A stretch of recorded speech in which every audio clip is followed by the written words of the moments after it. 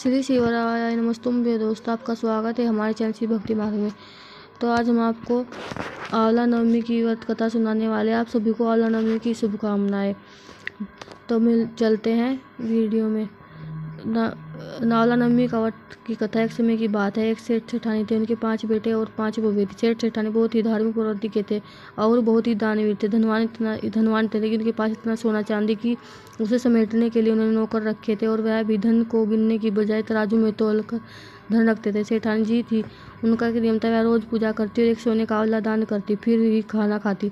इस तरह बहुत आराम से वो अपनी जिंदगी चला रही थी। लेकिन एक दिन सेठानी जी की बहुओं ने सोचा कि हमारी सास रोज इस तरह एक सोने का आंवला दान करेगी तो वह दिन दूर नहीं कि हमारे पास कुछ भी नहीं बचेगा। वह सभी अपने पास सास से जाकर कहते, क्यों ना आप रोज सोने की जगह एक सादा आंवला दान कर दिया करो। सेठानी जी उनकी बात मान लेते और रोज सोने की जगह एक सादा आंवला दान करने लगते। पर कुछ ही दिनों बाद उनकी बहू को यह भी अच्छा नहीं लगता और वह उन्हें एक सादा आंवला दान करने से मना कर देती है। अपनी बहू की आवाज़ सुनकर सेठ और सेठानी बहुत दुखी होते हैं और वह अपना घर छोड़कर कहीं दूर निकल जाते हैं। चलते चलते वह एक जंगल में पहुंचते हैं।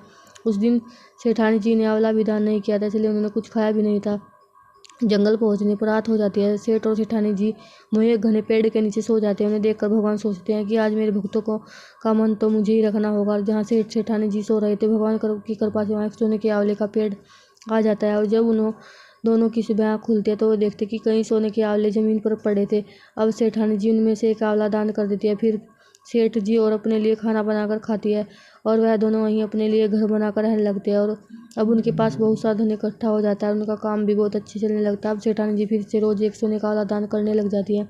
उधर सेठ सेठानी घर से निकलते उनके बेटे बहू में आपस में झगड़े होने लगते हैं। इस कारण उनका सारा व्यापार घाटे में जाने लगता है। उनकी सारी संपत्ति खत्म हो जाती है।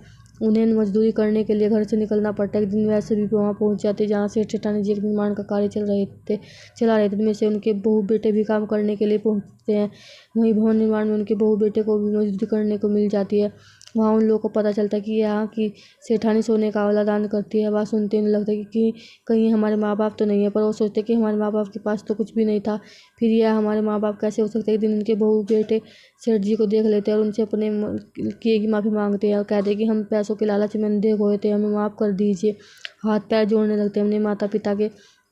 हमारी किस्मत कहाँ थी। सेठ सेठानी जी अपने बच्चों की माफ़ी मांगने पर उनकी हालत को देखकर उन्हें माफ़ कर देते हैं। फिर वह सब एक साथ फिर से रहने लगते हैं।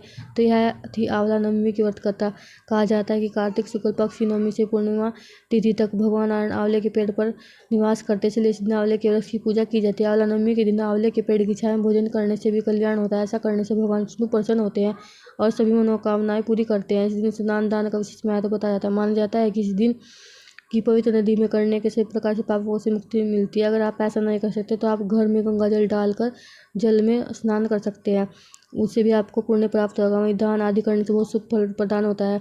आपको यह कथा कैसी लगी हमें कमेंट में जरूर बताइएगा। साथ ही मेरे चैनल को लाइक और सब्सक्राइब जरूर कीजिएगा। मिलते हैं अगली वीडियो में। श्री शिवाय नमस्तुभ्यम।